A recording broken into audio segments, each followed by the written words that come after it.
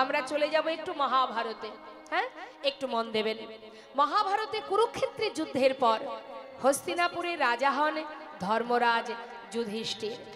রাজা হওয়ার পর ভগবান কৃষ্ণচন্দ্র রথে বসে পিসিমাকে ডাকছে, কুন্তি পিসিমাকে, পিসিমা এদিকে এসো। পিসিমা, সারা জীবন কষ্ট করেছো, অনেক কষ্ট করেছো পিসিমা। জীবনের হাজার কষ্টের পর আজ তুমি রাজমাতা হয়েছ। তোমার সন্তান সে মস্ত বড় রাজা, হস্তিনাপুরের রাজা। পিসিমা, জীবনের সমস্ত দুঃখ তোমার আর নেই, দূর হয়ে গেছে। তো পিসিমা, এবার আমি যাই, আমাকে বিদায় দাও। কুন্তি পিসিমা পাশে দাঁড়িয়ে ভাবছে, মা, কৃষ্ণ যখনই আমাকে ছেড়ে ঘরে যেত আমাকে বলতো আমি আসি। আসি কথার অর্থ কি? বাড়ি থেকে কোনো ব্যক্তি পথে নামার সময় যদি বলে যাই, দেখবেন গুরুজনরা বারণ করে, এই যাই বলিস না, বল আসি। তার মানে কি? আসি মানে সে আবার আসবে। কিন্তু আজ যাই কথাটা শুনে কুন্তি পিসিমা মনে মনে ভাবছে, কৃষ্ণ তো কোনোদিন এমন কথা বলে না, তবে আজ কেন বলল আমি যাই? তবে কি আজ চলে গেলে আর আসবে না? পিসিমা, যাবার আগে আমি তোমায় দুটি বর দিয়ে যাব, তুমি আমার কাছে বর চেয়ে নাও। বলো কি চাও? কুন্তি পিসিমা মনে মনে ভাবছে, কৃষ্ণ চলে যদি তুমি যাও, তোমাকে ধরার ক্ষমতা তো আমার নেই, তবে বর যদি দিতেই চাও। জিজ্ঞাসা করছে, কৃষ্ণ বলো পিসিমা, তুমি যাওয়ার আগে আমায় বর দেবে? হ্যাঁ, বলো তুমি কি বর নেবে? আচ্ছা কৃষ্ণ, যদি তুমি বরে দিতে চাও, আজ আমি যা চাইবো তুমি তাই দেবে তো? দেব, যা চাইবে আমি তাই দেব পিসিমা। বলো তুমি কি নেবে? কৃষ্ণ, এতদিন আমার দুঃখ কষ্ট ছিল, তাই তুমি আমার সঙ্গে ছিলে, আমার 5 পুত্রের সাথে বন্ধুর মতো ছিলে। আজ সমস্ত দুঃখের অবসান ঘটে গেছে, তাই তুমি চলে যাচ্ছ। কৃষ্ণ, তবে যাওয়ার আগে যদি তুমি বর দিতেই চাও, এই বরে দিয়ে যাও। এই সোনার সিংহাসনে পরিত্যাগ করে আর যে কটা দিন এই ধরাতে আমি বেঁচে থাকবো, জগতে আর যত দুঃখ কষ্ট যন্ত্রণা বেদনা আছে সবটুকু তুমি আমায় দিয়ে যাও। এক মুহূর্তের জন্য তুমি আমায় সুখ দিও না কৃষ্ণ। যে সুখ পেলে কৃষ্ণ হারা হতে হয়, আমি তো সে সুখ চাই না। পাশে দাঁড়িয়ে আছে ভীম। ভীম বলছে, মা, সারা জীবন আমরা কষ্ট করলাম, কত কষ্ট পেয়েছি আমরা। সবে মাত্র দাদা রাজা হলো, একটু সুখের নাগাল পেলাম। তোমার কি কষ্ট পেয়ে স্বাদ মেটেনি মা? তুমি আবার কেন দুঃখ চাইছো? মা বললেন, ওরে ভীম, এতদিন দুঃখ ছিল বলে কৃষ্ণ সহায় ছিল। আজ সুখের নাগাল পেতে না পেতেই কৃষ্ণ আমাদের ছেড়ে চলে যাচ্ছে। বাবা বল, ওই সোনার সিংহাসনে বসে চিরতরে কৃষ্ণ হারা হওয়া, নাকি কৃষ্ণকে সাথে করে সারা জীবন জঙ্গলে থাকা ভালো? আমি সে সুখ চাই না যে সুখের মধ্যে কৃষ্ণ নেই। আমি চাই না যুধিষ্ঠির, নেমে আয় বাবা। ওই সিংহাসনে বসলে চিরতরে কৃষ্ণ তোদের ছেড়ে চলে যাবে। এত বড় ত্যাগ দেখে ভগবান রথ থেকে নেমে এলেন, পিসিমাকে জড়িয়ে ধরে বললেন, পিসিমা, তুমি আমাকে এত ভালোবাসো, আমার জন্য রাজ সিংহাসন ত্যাগ করতে চাও। আমি তোমার ভালোবাসায় বাধা পড়ে গেলাম পিসিমা। যখনই আমাকে ডাকবে, স্মরণ করবে, আমি তোমার কাছে এসে ধরা দেব।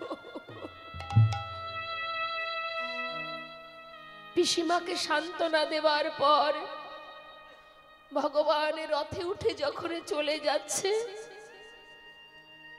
পিছন থেকে আর এক মা চিৎকার করে উঠে বললেন, মাধব,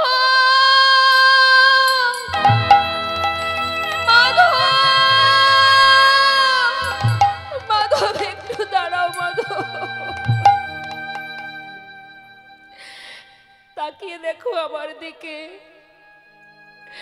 একটিবার পিছন ফিরে চেয়ে দেখো আমি কে, চিনতে পারছো? ভালো করে চেয়ে দেখো, আমি সেই মা, এক নয় দুই নয়, শতপুত্র হারা জননী অভাগিনী গান্ধারী আমি। আজ আমি সন্তান হারা হয়েছি, আজ আমি সর্বহারা হয়েছি একমাত্র তোমার জন্য। তুমি না চাইলে আজ আমি এমন সন্তান হারা কাঙালিনী হতাম না। তুমি না চাইলে এই যুদ্ধ হতো না, তুমি করেছো। তোমার জন্য আজ আমি সর্বহারা হয়েছি। তাই আজ আমি সুবল কন্যা, আমি তোমায় অভিশাপ দেব। তুমি যেমন আমার কুরুবংশ ধ্বংস করেছো, তোমার যদুবংশ ধ্বংস হয়ে যাবে, একটা সন্তান বেঁচে থাকবে না। আরো বলি শোনো, তোমারও মৃত্যু হবে, তোমার মৃত্যু হবে এক ব্যাধের হাতে। এই আমি তোমায় অভিশাপ দিলাম। সমস্ত রাত সবাই যারা ছিলেন মা, সবাই এসে মাতা গান্ধারীকে জড়িয়ে ধরে বললেন, এমন অভিশাপ দিও না মা, ফিরিয়ে নাও। ভগবানের রথ থেকে নেমে এসে বললেন, তোমরা সবাই শান্ত হও, মাকে বলতে দাও, তাকে বাধা দিও না। কেন জানো? কুরুক্ষেত্রের যুদ্ধে জয়ের আনন্দ যেমন আমি পেয়েছি, তেমন পরাজয়ের যন্ত্রণাও আমি পেয়েছি। সকল মায়ের আশীর্বাদ যেমন আমি পেয়েছি, তেমন সকল মায়ের অভিশাপ আমি মাথায় নিতে চাই।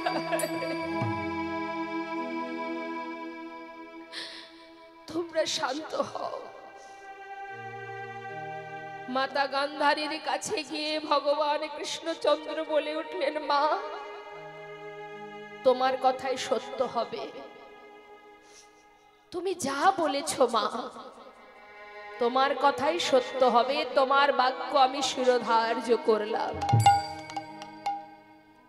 56 কোটি যদুবংশ ভগবানের সন্তান মা,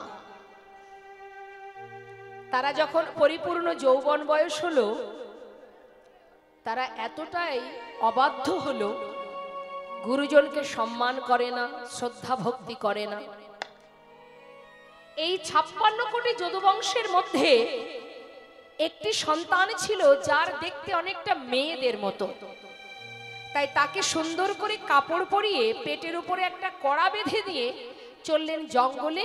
সমস্ত মুনি ঋষি যারা সাধনায় রত যুগ যুগ ধরে, তাদের কাছে নিয়ে গেছে ওই পেটের উপরে কড়া বেঁধে সেই সন্তানকে, যার নাম শাম্ভ। যখন নিয়ে গেছে মা, ওই শাম্ভকে নিয়ে গিয়ে ওই 56 কোটি যদুবংশের সন্তানেরা মুনি ঋষিকে বলছে, এই যে ও মুনিবর, যুগ যুগ ধরে সাধনা করছো, বলো না এর গর্ভে কে জন্ম নেবে? এখন মুনি ঋষিরা কিন্তু বাবা সবই বোঝেন। বললেন, দেখ বালক, তোরা এইভাবে জ্বালাতন করিস না, আমরা সাধনা করছি, আমাদের বিরক্ত করিস না, তোরা ঘরে ফিরে যা। কিন্তু কোনো কথাই শুনছে না, সম্মান শ্রদ্ধা ভক্তি ভুলে গেছে, তারা বারবার বিরক্ত করছে। তখন সেই মুনি ঋষি বলে উঠলেন, তবে শুনে নে, এর গর্ভে যে জন্ম নেবে তার হাত দিয়ে তোদের এই 56 কোটি যদুবংশ ধ্বংস হয়ে যাবে। দেখতে দেখতে তারা সবাই ঘরে ফিরে এলো। আর তার পেটে যে কড়াটা বেঁধেছিল বাবা, সেই কড়াটা কিন্তু ফাল হয়ে প্রসবিত হলো। যেই না ফাল হয়ে প্রসবিত হলো, সেই ফালটাকে নিয়ে তারা চলে গেল গোবিন্দের কাছে। ভগবান বললেন, এই ফালটা নিয়ে ওই প্রভাস নদীর তীরে ধারে যে পাথর আছে, ওই পাথরে এটাকে ঘষে ঘষে শেষ করে দাও।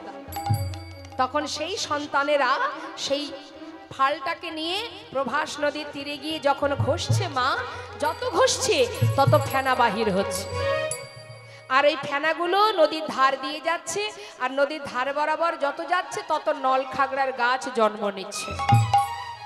এইভাবে ঘষতে ঘষতে যখন আর এতটুকু বাকি আছে, তখন সেটাকে হাতে করে নিয়ে জলের মধ্যে ফেলে দিল। চিন্তা করছে এটুকু দিয়ে আর কি বা হবে, কিন্তু যেই না ফেলে দিয়েছে মা, সেই ছোট্ট ফালটা খেয়েছে কে? একটি মাছ, যার নাম রাঘব বোয়াল। এখন এই রাঘব বোয়াল মাছটা খাবার পর হঠাৎ এক ধীবর মাছ ধরতে এলো, জাল ফেলা মাত্রই জালের মধ্যে সেই মাছটি ধরা পড়ে গেল। রাঘব বোয়াল মাছটি তীরে তুলে তাকে কর্তন করা মাত্রই পেটের ভিতরে থেকে ফালটা আবার বাইরে বেরিয়ে এলো। সেই ফালটা নিয়ে ধীবরেরা কি করবে? আমার ধীবর মানে কি জানেন তো? যারা মাছ ধরে। হ্যাঁ, এখন সেই ফালটাকে নিয়ে ধীবর কি করবে না, সে একটা জঙ্গলের মধ্যে ফেলে দিয়েছে। যেই না ফেলে দিয়েছে মা, সেই ফালটাকে কুড়িয়ে পেয়েছে এক ব্যাধ। হরিব, সেই ব্যাধকে জরা নামের এক ব্যাধ। তা এই যে জরা, এই জরাকে চলে যাব একটু রাম অবতারে। প্রভু রামচন্দ্র মা সীতাকে উদ্ধার করার সময় বালিকে পিছন থেকে তীর মেরে হত্যা করেছিল। ক্ষত্রিয় যারা হয় তাদের স্বভাব কি? তারা জয়লাভ করবে কিভাবে? যুদ্ধ করে, যুদ্ধে জয়লাভ, সামনাসামনি। কিন্তু প্রভু রামচন্দ্র মা সীতাকে উদ্ধার করবার কারণে বালিকে হত্যা না করলে কিন্তু তিনি মাকে উদ্ধার করতে পারতেন না। সেই কারণে বালির পিছন থেকে তীর মেরেছিল। কিন্তু বালির সন্তান মানে বালিপুত্র যে অঙ্গদ, সে কিন্তু জানতো না যে কে আমার পিতাকে মেরেছে। প্রভু রামচন্দ্রকে মা সীতার উদ্ধারের জন্য বিভিন্নভাবে সহযোগিতা করেছিলেন। তাই প্রভু খুশি হয়ে অঙ্গদকে বলেছিল, অঙ্গদ, তুমি আমার কর্মে এতটাই নিযুক্ত ছিলে সীতাকে উদ্ধার করার জন্য, তুমি যেভাবে আমাকে সহযোগিতা করেছো আমি সন্তুষ্ট তোমার সেবায়, তুমি আমার কাছে বর চেয়ে নাও। সেই অঙ্গদ বলেছিল, হে প্রভু, তুমি যদি আমাকে বর দেবে তবে এই বর দাও, কি না, যে আমার পিতাকে পিছন থেকে তীর মেরে হত্যা করেছে আমিও যেন তাকে তীর মেরে হত্যা করতে পারিনি। তাই গৌর হরি বল। ভগবান বললেন, তথাস্তু, তাই হবে, তোমার মনোবাঞ্ছা পূর্ণ হবে।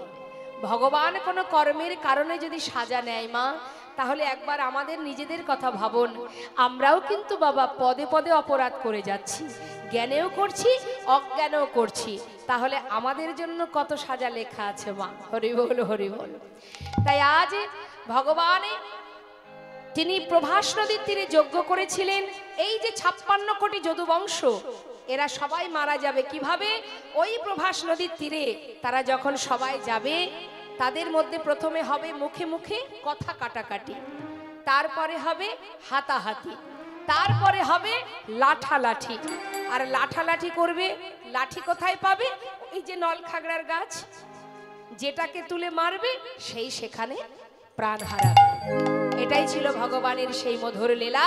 তিনি সব কিছু সুন্দর করে সাজিয়ে নিয়ে তিনি বৃন্দাবন ছেড়ে চলে গেলেন দ্বারকায়। নিতাই গৌর হরি বল, হরি বল। সকল ভক্তের কাছে নিবেদন, আমরা তো লীলা আস্বাদন করছি, সেই সাথে সাথে একটা কথা বলবো, আপনাদের কাছে কমিটির ভক্তবৃন্দ যাচ্ছে। এই মহতি হরিবাসর, এটা তো 1-2 দিনের ব্যাপার নয় মা, অনেক দিনেরই ব্যাপার। যিনি বিশ্ব ব্রহ্মাণ্ডের মালিক, তিনি সবকিছুর মালিক হয়েও ভক্তের কিঞ্চিত ভিক্ষা, ভক্ত যেটুকু দেন, যেমন ভাবে দেন তাতেই খুশি হন। তাই সাত্বিক দান শ্রেষ্ঠ দান, হরিবাসরে দান দিও কিঞ্চিত, না করিও বঞ্চিত।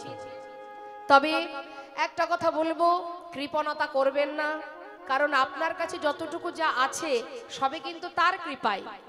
অর্থাৎ তিনি সবই জানেন, তাই ভগবানের সেবায় মুক্ত হস্তে দান করবেন। যাচ্ছে কমিটির ভক্তবৃন্দ, তারা সবাই আপনাদের কাছে দাঁড়ে দাঁড়ে যাচ্ছে, বঞ্চিত করবেন না। এটাই হলো উপযুক্ত সময়, দান করলে তার একটা পুণ্য অর্জন হয়। তবে একটা কথা বলবো, দানের পিছনে কোনো উদ্দেশ্য রাখবেন না। হ্যাঁ, উদ্দেশ্য করতে নেই, আমার এটা যেন হয় ওটা যেন হয়, চাইবার কোনো দরকার নেই মা, না চাইতেই সব পাওয়া যায়। কৃষ্ণ ভক্ত সুদামা যে কৃষ্ণের কাছে কোনোদিন কিচ্ছু চাইনি, সেই ভগবান কৃষ্ণের রাজ সিংহাসনে বসেছিলেন কৃষ্ণের ভক্ত সুদামা।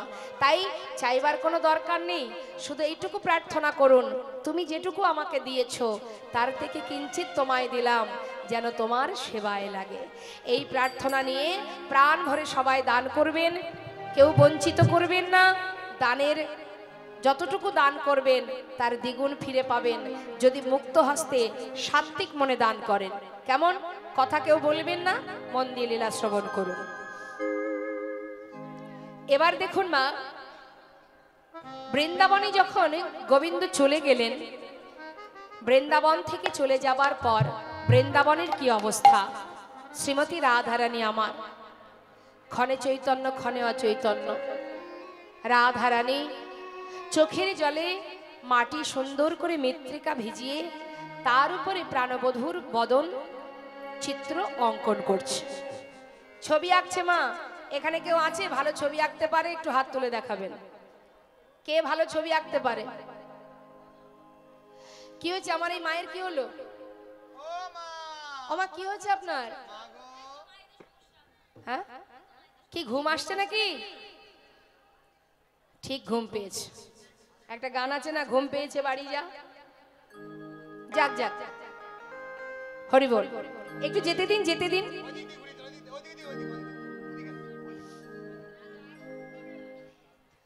যা রাধে রাধে রাধে। এখন মা আস্তে আস্তে শ্রীমতী রাধারানী, মন দেবেন কথার মধ্যে, পদাবলিতে একটু মন দেবেন। শ্রীমতী রাধারানী চিত্র অঙ্কন করছেন গোবিন্দের। তো একবার একটু বলুন দেখি, এখানে ভালো ছবি আঁকতে পারে কে আছে? আছে কেউ? কেউ তো হাত তুলছে না। আচ্ছা বেশ, তাহলে মন দিন, শুনুন, বুঝতে পারবেন। কি হচ্ছে বাবা? চিত্র অঙ্কন করছে কিভাবে? শ্রীমতী রাধারানী কৃষ্ণ কৃষ্ণ বলি কাঁদে বাহু তুলি, মরমে দারুণ ব্যথা। কৃষ্ণ কৃষ্ণ বলি ওই কাঁদে বাহু তুলি,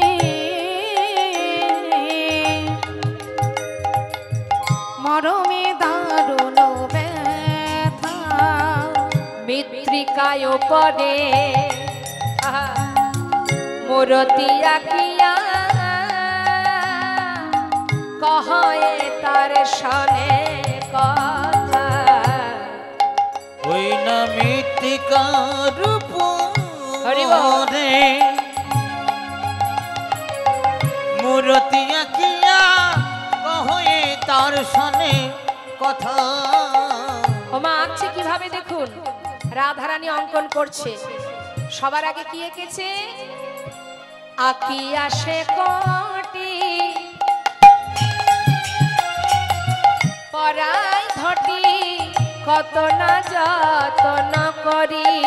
দেখো আঁকিয়া সে কোটি ওই পরাই ধটে, কত না যতন করে। আমার নাভি সরোবর আঁকিল তার পর, কত না যতন করি। ওই না নাভি সরোবর আঁকিল তার পর, কত না যত্ন করি। আস্তে, কি বললেন? আঁকিয়া সে কোটি পরাই ঘটি, মানে কোমরটা আগে এঁকেছে মা, মাঝখানে। কোনো মানুষের ছবি আঁকতে গেলে হয় চরণ থেকে শুরু করতে হয়, আর না হলে মস্তক থেকে শুরু করতে হয়। কিন্তু বাবা আজ আমার রাধারানী ছবি আঁকছে, আগে এঁকেছে মা কোমরটা। কেমন ভজন দেখুন, যেই না কোমরটা এঁকেছে, নাভি সরোবর এঁকেছে, ঠিক সেই সময় সখীরা ধরেছে, এই রায় রায়, এ তোর কেমন আঁকা ছিরি বল, এইভাবে কেউ ছবি আঁকে? আরে ছবি আঁকতে গেলে হয় কেউ মস্তক থেকে অঙ্কন করে, না হলে কেউ চরণ থেকে অঙ্কন করে, মাঝখান থেকে কেউ ছবি আঁকে? কিরে, গুরু ধরে চিত্র অঙ্কন শিখেছিলি, ভুলে গেছিস? শ্রীমতী রাধারানী বলেছেন ললিতারে, না না আমি ভুলি নাই। আচ্ছা তাহলে মস্তক থেকে আঁকলি না কেন? আগে তো বদনটা আঁকতে পারতিস। ওরে ললিতা রে,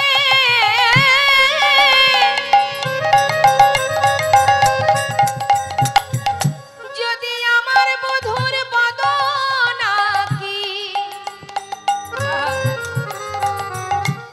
ওই জোড়া ভুরু বাঁকা নয়ন যদি একবার আমি দেখি, আমার দুটি নয়ন জলে ভরে যায়। আমি কেমন করে আঁকবো বল? ওই জোড়া ভুরু বাঁকা নয়ন, ওই চোখে চোখ দিলে আমি আর আমি চিত্র আঁকতে পারবো না। সেই কারণে আমি আগে বদন আঁকিনি। আচ্ছা তাহলে চরণটা কেন আঁকলি না? বলছি শুনবি? ওরে ললিতা রে, কেন জানিস চরণ আঁকি নাই? এই বৃন্দাবনের বধূ সে আমায় ছেড়ে চলে গেছে,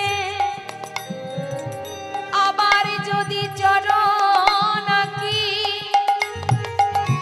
ওরে ললিতা রে, সেও যদি আমায় ছেড়ে চলে যায়, তবে বল সখী আমার কি বা হবে উপায়? সেই জন্য চরণ আঁকিনি। চরণ আঁকলে যদি সেও চলে যায়, আমি কি নিয়ে এই ব্রজে রইব? বল কি নিয়ে এই ব্রজে রইব? চরণ দিলে যদি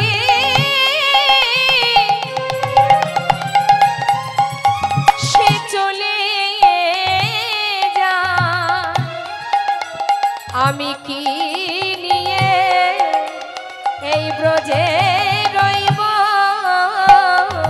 চরণ দিলে যদি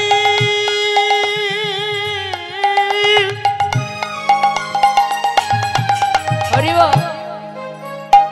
সে চলে যাই রে,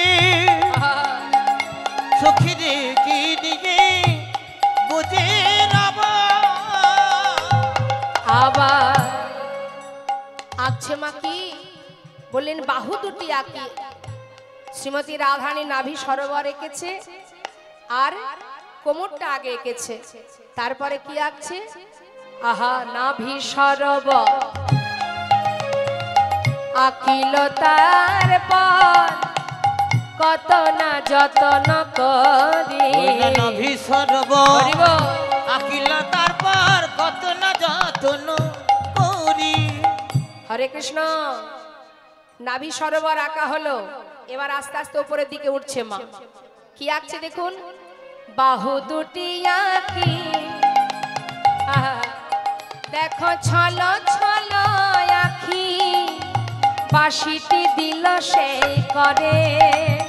বাহু দুটি আঁকি,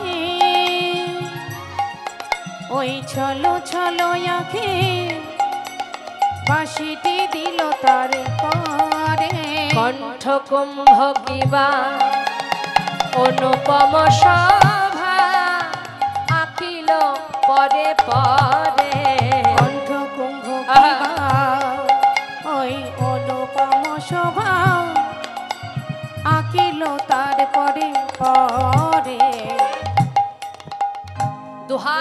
বলছে তারপরে বাঁশিটা এঁকে দিয়েছে, তারপরে কণ্ঠটা এঁকেছে। কত সুন্দর ভজন দেখুন। আর বলছে বধূ তুমি একবার কথা বলো, তুমি আসো বা না আসো তাতে কোনো ক্ষতি নাই, শুধু একবার তুমি কথা বলো।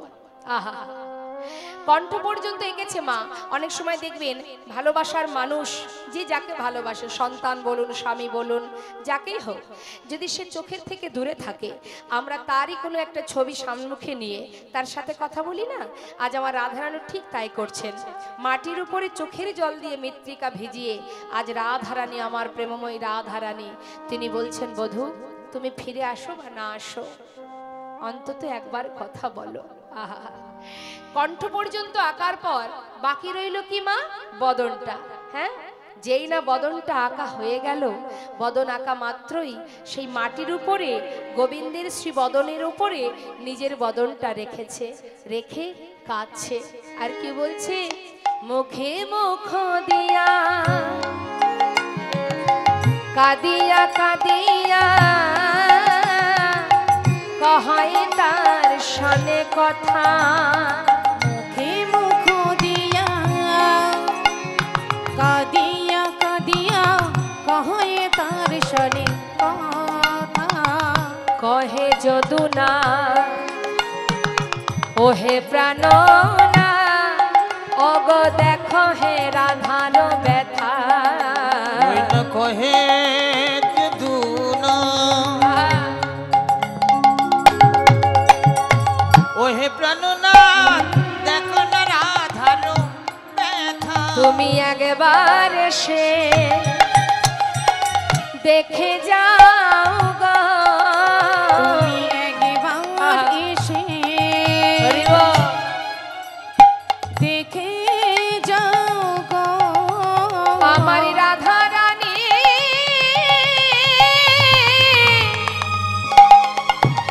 ও সে কেমন আছে, একবারে সে দেখে যাও গো আমাদের রাধা রানী।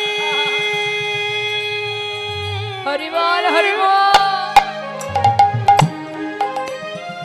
সে কেমন আছে তুমি একবার এসে দেখে যাও গো। ও সে কেমন করে, কেমন করে বাজবে বলো, ফিরে আসো কি বানাই আসো। আসো কিংবা নাইবা আসো, কেমন করে বাজবে বলো, আসো কিংবা নাইবা আসো, কেমন করে বাজবে বলো। আসো কিংবা নাইবা আসো। আমাদের রাধা রানী কেমন আছে, ওই না কহে যদুনা ওহে প্রাণনা দেখো না রাধার ব্যথা। দেখো কহে যদুনা ওহে প্রাণনা দেখো না রাধার ব্যথা। সমস্ত বৃন্দাবন কৃষ্ণকে হারা হয়ে কাঁদছে মা। এদিকে বৃন্দাবন যখন শোকে কাতর, সবাই শোকাহত। হঠাৎ দেবর্ষি নারদ, তার মনে হলো যাই বহুদিন হলো সাধু সঙ্গ করিনি, তো বৃন্দাবনে যাই, গিয়ে একটু সাধু সঙ্গ করে আসি। এই ভেবে মনের আনন্দে তিনি আসছেন বৃন্দাবনের দিকে। হরে কৃষ্ণ। ভাবি কিছু বলবো না, না বলেও পারি না। সবাইকে আর গোবিন্দ সেবায় লাগে মা? সবাই ভগবানের সেবায় লাগে না, তার জন্য একটু সুকৃতি লাগে। কৃষ্ণ নাম কৃষ্ণামৃত, অর্থাৎ কৃষ্ণামৃত, কৃষ্ণ কথামৃত আস্বাদন করতে গেলে, গ্রহণ করতে গেলে একটু মন দেবেন, কৃষ্ণ কথামৃত এই অমৃত গ্রহণ করতে গেলে তার সুপাত্রের দরকার হয়। অমৃত তো যেখানে সেখানে রাখা যায় না, তাই তো? অমৃত রাখতে গেলে অমৃতের পাত্রটা সঠিক চাই। তা সেই পাত্রটা যার আছে সে অমৃত নিতে পারবে, আর যার পাত্র নেই সে অমৃত গ্রহণ করতে পারবে না। তা অমৃত নেওয়ার জন্য সুকৃতি লাগে, সবাই পারে না। এখন মা যশোমতী দীপাবলির দিন প্রদীপ নিয়ে যাচ্ছেন যমুনায় ভাসাবে। এখন গোপাল মায়ের পাছু পাছু গেছে, মন দেবেন কোথার দিকে। মা যখন জলে ভাসিয়ে দিচ্ছে প্রদীপগুলো, গোবিন্দ বেশ কিছুটা দূরে গিয়ে কিছুটা জলে নেমেছে। হরি বল। এখন ভগবান যেখানে নেমেছেন জলে, প্রদীপগুলোর মধ্যে কিছু কিছু প্রদীপ যেগুলো গোবিন্দের দিকে এগিয়ে যাচ্ছে মা, আর যেগুলো গোবিন্দের দিকে এগিয়ে যাচ্ছে সেইগুলো তুলে তুলে তীরে রাখছে। হঠাৎ মা যশোমতীর চোখ পড়ে গেছে। মা বলছে, হ্যাঁ রে গোপাল, এই গোপাল, প্রদীপগুলো তীরে তুলছিস কেন? জলে ভাসিয়ে দে। আহা, তখন ভগবান উত্তরে দিচ্ছে, মা, যে ভেসে যেতে চায় তাকে তো আমি ধরছি না, কিন্তু যারা আমার কাছে আসছে আমি তো তাদের কোলে তুলবই। তাই গৌর হরি বল, হরি বল। তাই মাগো, ভগবানের চরণে পৌঁছাতে গেলে নিজের সুপাত্রের প্রয়োজন, তার কথা শুনতে গেলে স্থির চিত্তের প্রয়োজন। যাদের নেই তারা কিন্তু থাকবে না এখানে। সবাই গোবিন্দ সেবায় লাগে না, তারা থাকবে না। যারা মায়ার সংসারে ঘুম ভালোবাসে, যারা শরীরের দিকে খুব লক্ষ্য রাখে, বেশি রাত জাগলে শরীরে সমস্যা হবে, রোগ ব্যাধি হবে, কি বাবা, তাই না? অনেকে বলে বেশি রাত জাগিস না, শরীর খারাপ করবে। কিন্তু এটা জেনে রাখুন, যতই যত্ন করুন না কেন, সময়ের সাথে সাথে ভগবানের দেয়া এই যে ঘরটা না, এই ঘরে ঘুণ ধরবে, আর ঘুণ ধরতে ধরতে একদিন খসে খসে সব পড়ে যাবে। নিতাই গৌর হরি বল। যতই সেবা যত্ন করো, ধরে তুমি রাখতে পারবে না, ধরে রাখতে পারবে না। কিন্তু সৌভাগ্য সেটাই যে জন এইখানে বসে ভগবানের দেয়া দেহ ঘরের মধ্যে বসে বসে কৃষ্ণ কথা শ্রবণ করছে। সবাই কি আর অমৃত নিতে পারে? পারে না, তাই না? হরি বল, হরি বল, নিতাই গৌর হরি বল। এই যে হরি নামামৃত সুধা, এই যে অমৃত সুধা আপনারা আস্বাদন করছেন, এত কষ্ট করে এই যে হরি নামামৃত সুধা বিতরণ হচ্ছে, এটা হলো শ্রেষ্ঠ কাজ, উত্তম কাজ। তাই কথা না বলে শান্ত হয়ে বসুন। আর যারা চলে যেতে চায় তাদের যেতে দেবেন, বাধা দেবেন না, কেমন? কিন্তু যদি কেউ যেতে চায়, যা, অনুরোধ, কাউকে আবার হাত ধরে টেনে নিয়ে যাবেন না। কারণ আপনি যদি যান কোথাও, সেখানে অপর কাউকে নিয়ে যাবেন না।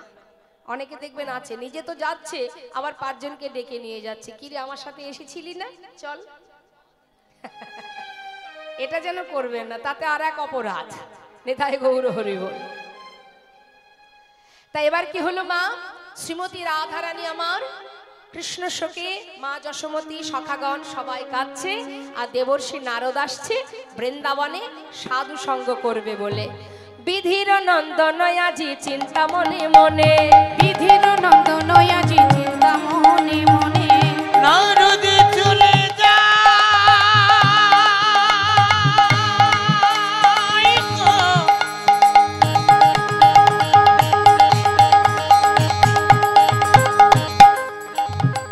ওই বৃন্দাবনের পথে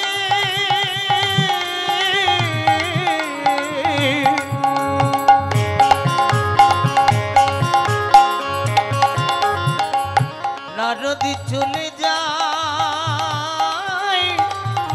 চলে যায়, যাই গো, হে হে হে হে হে হে হে হে।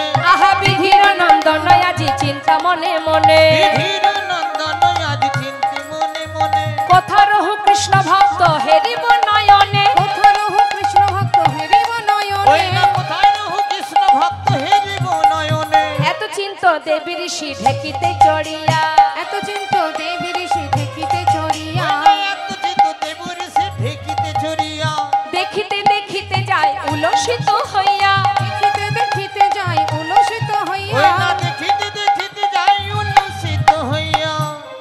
সাধু সঙ্গ করবে বলে মা চারিদিকে দেখছে কোথায় আছে সাধু সঙ্গ, সেখানে গিয়ে ভক্ত সঙ্গ করব। তা মনের আনন্দে চারিদিকে দেখতে দেখতে যাচ্ছে কোন দিকে? বৃন্দাবনের দিকে। এখন যত এগিয়ে যাচ্ছে বৃন্দাবনের দিকে, একটা তাপ এসে তার গায়ে লাগছে। এখন যেই না তাপ লেগেছে গায়ে, দেবর্ষি নারদ ভাবছে এই তাপটা কিসের, চারিদিকে খুঁজছে তাপটা কোথা থেকে আসছে। পথে চলতে গিয়ে মা যদি কখনো কোনো দিক থেকে তাপ আসে, আমরা দেখি না যে কোথাও কি আগুন ধরে গেল, দেখি তো চারিদিকে যেমন তাকিয়ে দেখি, দেবশ্রী নারদও ঠিক তদ্রূপ, তাপটা তার গায়ে লাগছে বলে চারিদিকে তাকিয়ে তাকিয়ে দেখছে। তপ্তদর্শী দেব ঋষি চারি পানে চায়, তপ্তদর্শী দেব ঋষি চারি পানে চায়, কোথা হতে তাপ আসি লাগে মোর গায়, কোথা হতে তাপ আসি লাগে মোর গায়, কোথা হতে তাপ আসি লাগে মোর গায়। কোথা থেকে তাপটা আসছে? ভাবতে ভাবতে যখন বৃন্দাবনের ভিতরে চলেছে মা, ভিতরে প্রবেশ করেছে, ভিতরে প্রবেশ করবার পর দেখছে কি না সমস্ত বৃন্দাবনবাসী কৃষ্ণহারা হয়ে কাঁদছে, সবাই কাঁদছে। সবাইকে কাঁদতে দেখে দেবশ্রী নারদ মনে মনে বলছে, হে গোবিন্দ, এ আমি কি দেখছি? আজ বৃন্দাবনে না এলে আমি জানতে পারতাম না। এতদিন ভেবেছিলাম আমি তোমার বড় ভক্ত, আমি বেশি ভালোবাসি তোমায়, কিন্তু আজ বৃন্দাবনে না এলে দেখতে পেতাম না, বুঝতে পারতাম না যে আমার থেকে বড় ভক্ত এই বৃন্দাবনে আছে। তুমি তো দ্বারকায় রাজা হয়ে বসে আছো, কিন্তু আজ বৃন্দাবনবাসী তোমার জন্য কাঁদছে। আমি কি দেখছি? হে প্রভু, তুমি রাজা হয়ে কত সুখে আছো, একটি বারের জন্য বৃন্দাবনের কথা কি তোমার মনে পড়ছে না? দেবশ্রী নারদ আর নিজেকে স্থির রাখতে পারছে না মা, মনে মনে ভাবছে, প্রভু আজ আমি তোমাকে উচিত শিক্ষা দেব। সবাইকে কাঁদিয়ে আর কত সব মানুষের, কত জনার কাছ থেকে তুমি অভিশাপ কুড়াবে? কুরুক্ষেত্রের মাঠে মা গান্ধারীর অভিশাপ, সকল মায়ের অভিশাপ, আজ বৃন্দাবনবাসী কাঁদছে, তাদের প্রত্যেকটি চোখের জলের যন্ত্রণা কষ্ট তোমার জীবনে অভিশাপ। আর কত অভিশাপ তুমি নেবে গোবিন্দ? আমিও দেখতে চাই তুমি দ্বারকার রাজা হয়ে কত সুখে আছো। তাই দেবর্ষি নারদ বৃন্দাবনের সকলে ব্রজবাসী ব্রজবাসিনী আবল বৃদ্ধ বনিতা সবাই কাঁদছে গোবিন্দের জন্য। তাই দেবর্ষি নারদ দেরি না করে বৃন্দাবন থেকে দ্বারকা অভিমুখে যাত্রা করলেন আর নিজের বীণাকে বললেন, ওরে বীণা, আজ থেকে প্রভুর নাম আর গাইবি না, আজ থেকে নাম করবি রাধা নাম।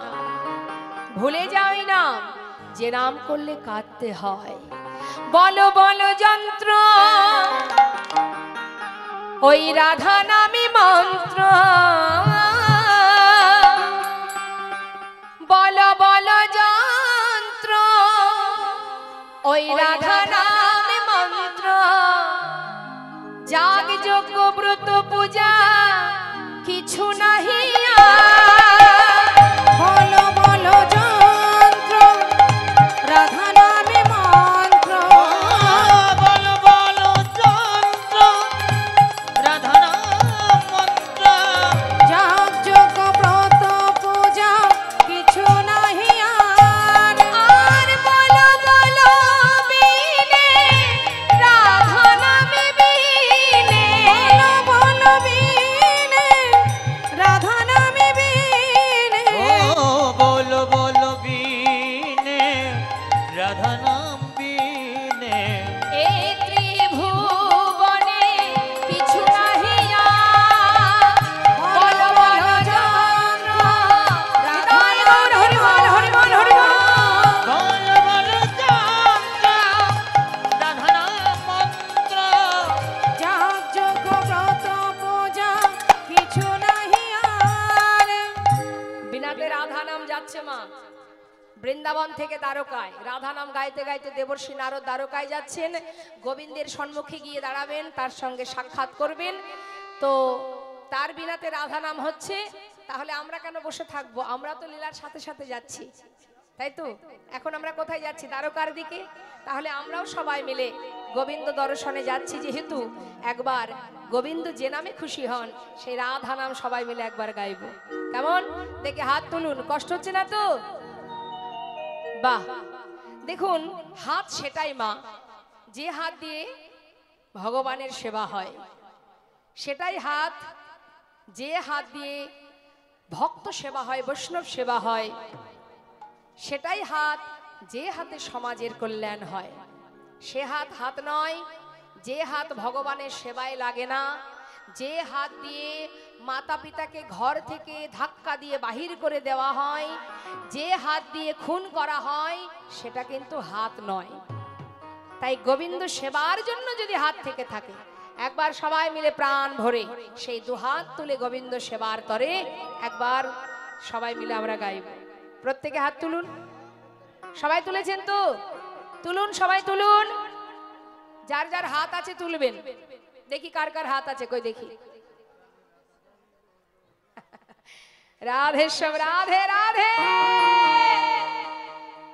সবাই মিলে আমরা রাধা নাম গাইব। রাধে রাধে রাধে রাধে রাধে রাধে বল, রাধে রাধে রাধে রাধে রাধে রাধে বল, রাধে রাধে। হাতে তালি দিয়ে রাধে রাধে রাধে রাধে রাধে রাধে বল, রাধে রাধে রাধে রাধে রাধে রাধে বল, রাধে রাধে রাধে রাধে রাধে রাধে বল, রাধে রাধে রাধে রাধে রাধে রাধে বল, রাধে রাধে রাধে রাধে রাধে রাধে বল, রাধে রাধে রাধে রাধে রাধে রাধে বল, এই রাধে রাধে রাধে রাধে রাধে রাধে বল, রাধে রাধে রাধে রাধে রাধে রাধে বল, এই রাধে রাধে রাধে পিছন দিকে একটু হাত তুলুন। রাধে রাধে রাধে রাধে রাধে রাধে রাধে বল, এই রাধে রাধে রাধে রাধে রাধে রাধে বল, রাধে রাধে রাধে রাধে রাধে রাধে বল, হ্যাঁ, বৃন্দাবন কি, রাধে রাধে যমুনা মাই কি। সবাই মিলে রাধে রাধে বলুন, জোরে জোরে বলবেন। হাত না তুললে জোর আসবে না। তুলুন হাত উচ্চ স্বরে, তালে তালে। বৃন্দাবন কি, যমুনা মাই কি। আরে একটু জোরে।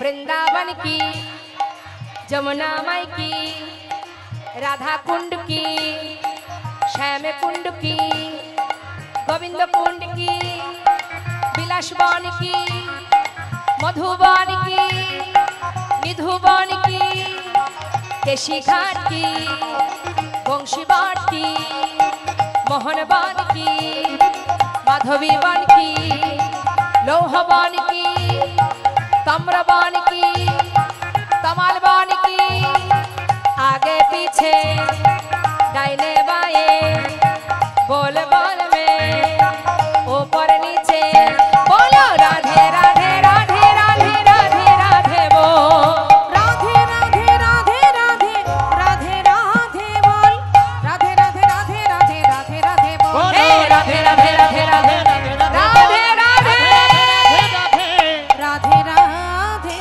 बोल, राधे श्याम, जय राधे राधे।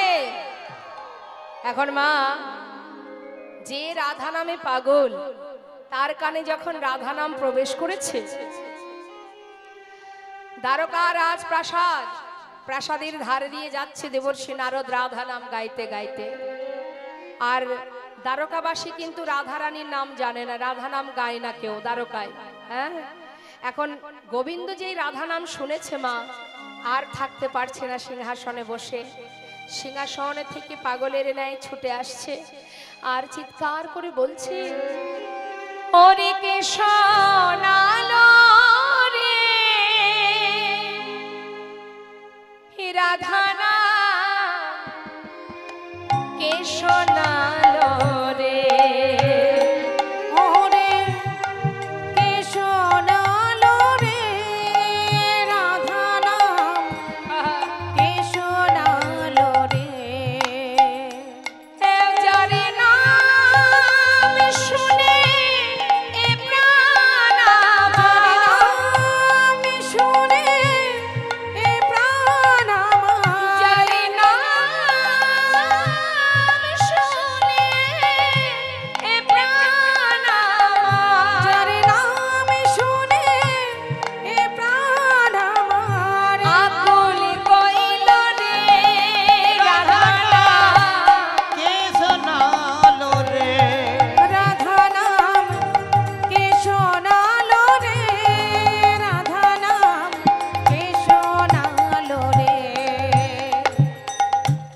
দেবর্ষি নারদের সম্মুখে ভগবান কৃষ্ণচন্দ্র দাঁড়িয়ে বলছে, দেবর্ষি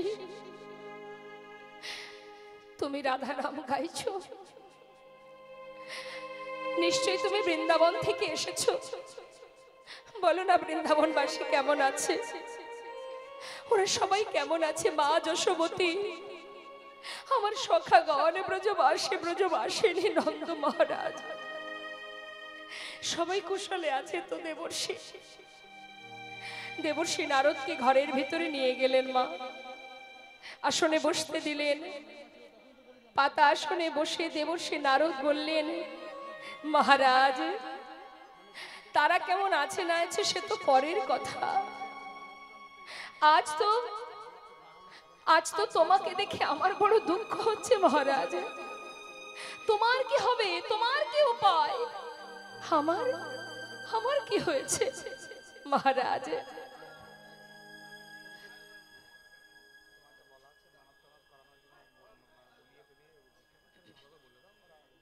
হরে কৃষ্ণ।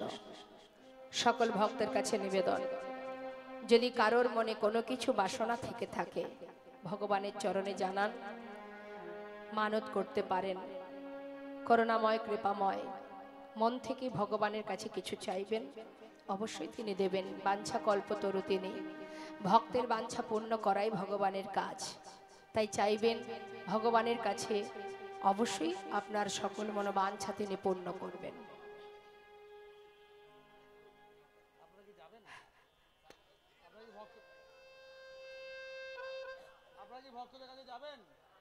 আমি তো বলে দিয়েছি। হরে কৃষ্ণ।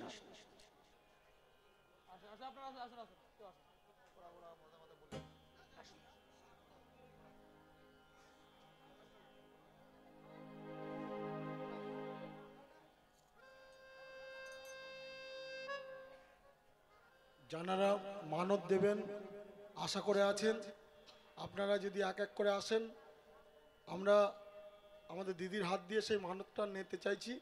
যারা মানত দেবেন আশা করে বসে আছেন, আপনারা এক এক করে আসবেন, একসঙ্গে সবাই উঠবেন না। আর সকলের কাছে অনুরোধ, গান শুনে প্রসাদ গ্রহণ করে আপনারা বাড়ি ফিরবেন।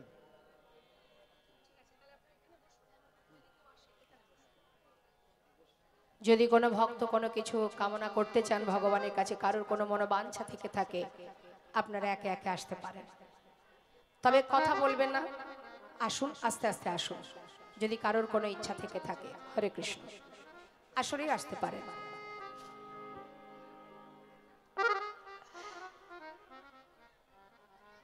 বসুন না, বসুন।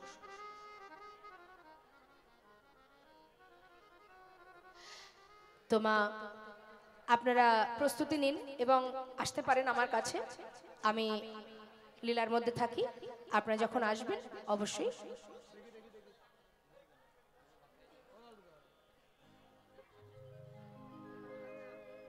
জয় রাধেশ্যাম। তো এবার ভগবান কৃষ্ণচন্দ্র আমার,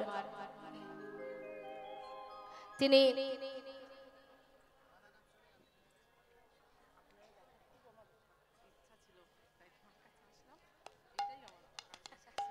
নিতাই গৌর হরি বল।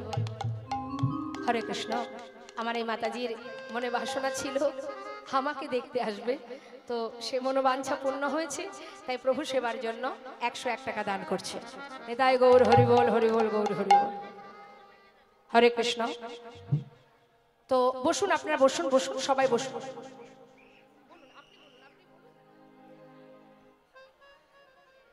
শ্রীরামপুর নিবাসী বঙ্কিম মণ্ডল, তার ছেলে বিশ্বজিৎ মণ্ডলের আয় উন্নতি বেশি হলে এবছর 1001 টাকা দিয়ে মানত করছেন।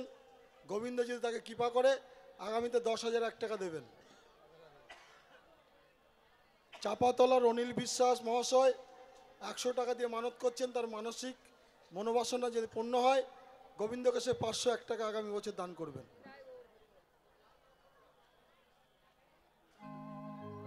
জয় রাধেশ্যাম। একে একে আসতে পারেন যদি আর কারোর কোনো মনোবাঞ্ছা থেকে থাকে।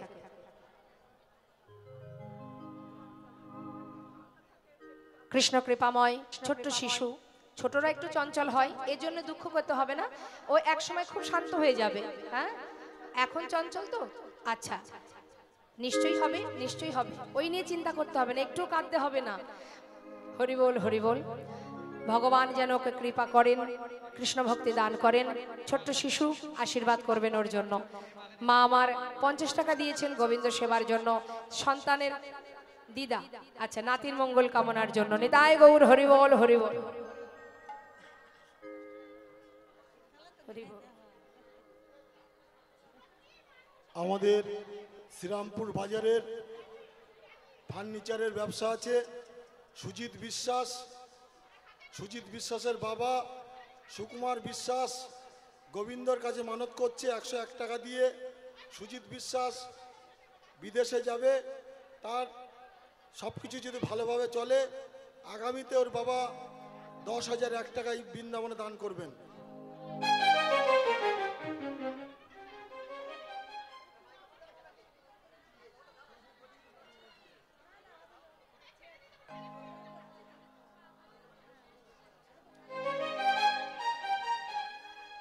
জয় রাধেশ্যাম। তো দেবশ্রী নারদ বললেন, হে প্রভু, তোমার জীবনে যে অভিশাপ মনে আছে সেই কুরুক্ষেত্রের কথা, তাই এই অভিশাপ তোমায় খণ্ডন করতে হবে। মনে আছে মাতা গান্ধারী যে অভিশাপ দিয়েছিলেন, সমস্ত মায়ের অভিশাপ, বৃন্দাবনবাসী সবাই কাঁদছে, সকলের চোখের জল তোমার জীবনে অভিশাপ হয়ে দাঁড়াচ্ছে। তাই সমস্ত অপরাধ, সমস্ত পাপ থেকে তোমাকে উদ্ধার হতে হবে। কি করব আমি? আচ্ছা আচ্ছা, মায়ের মনে বাঞ্ছা আছে একটি, সেই মনোবাঞ্ছা যদি প্রভু পূরণ করেন, আশা রাখছি প্রভুর কাছে যেন তিনি পূর্ণ করেন। তো তিনিও 101 টাকা দিয়েছেন, তার মনস্কামনা পূর্ণ হলে তিনি তার মনের ইচ্ছা অনুযায়ী তিনি আরো গোবিন্দ সেবার জন্য প্রাণ ভরে দান করবেন। নিতাই গৌর হরি বল, হরি বল। তাই দেবশ্রী নারদ বলছে, প্রভু যদি অপরাধ থেকে মুক্তি পেতে হয় তাহলে তোমাকে যজ্ঞ করতে হবে। যজ্ঞ কেন বলছেন মা? যাতে বৃন্দাবনবাসী আসতে পারে, যাতে প্রভুর সঙ্গে সাক্ষাৎ হয়। তাই বলছেন, শোনো মা, শোনো প্রভু, তুমি যজ্ঞ করো। যজ্ঞ করলে কি হবে? যজ্ঞ করলে শুনে নাও, হরি বল।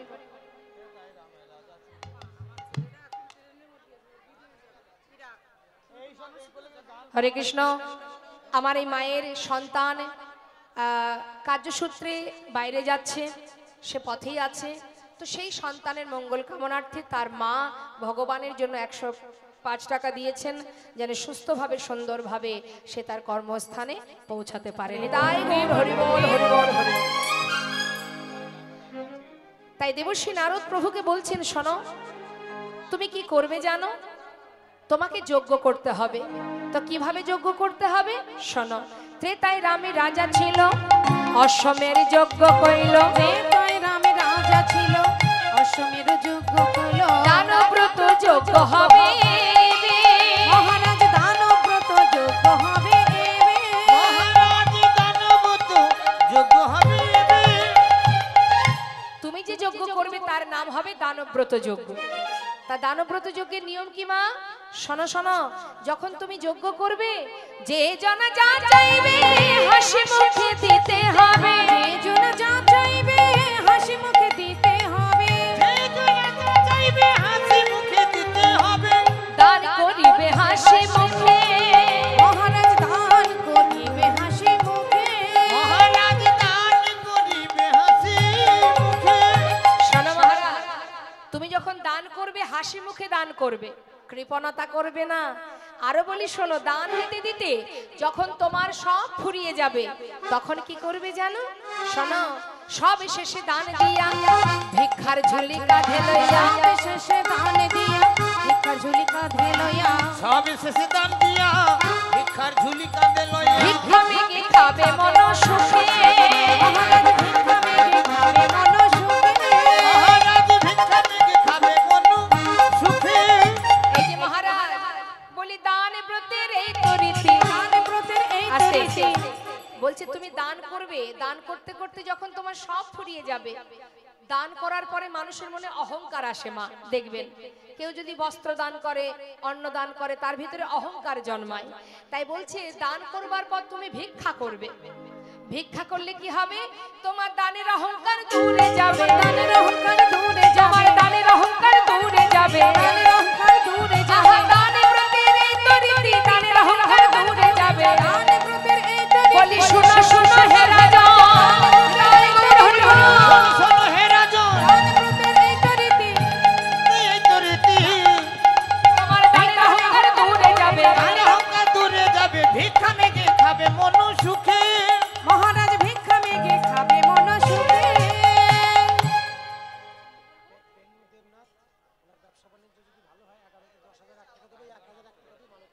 হরে কৃষ্ণ।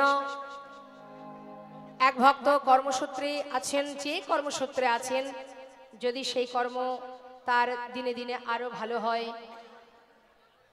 তাহলে তিনি এবছর 1001 টাকা দিয়েছে, যার নাম বেনু দেবনাথ। তো পরের বছরে তিনি আরো অনেক অর্থ দান করবেন ভগবানের সেবার জন্য। নিতাই গৌর হরিবল হরিবল।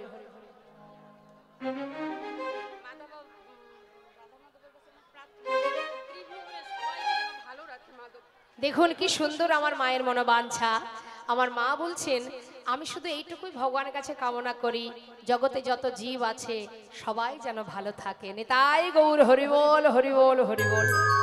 কৃষ্ণ কৃপাময় যেন তার মনোবাঞ্ছা পূর্ণ করে, তার সন্তান আমরা, আমাদের সকলকে তিনি ভালো রাখুক, এটাই আমাদের কামনা। তিনি 501 টাকা দিয়েছেন গোবিন্দ সেবার জন্য। আপনি আচ্ছা,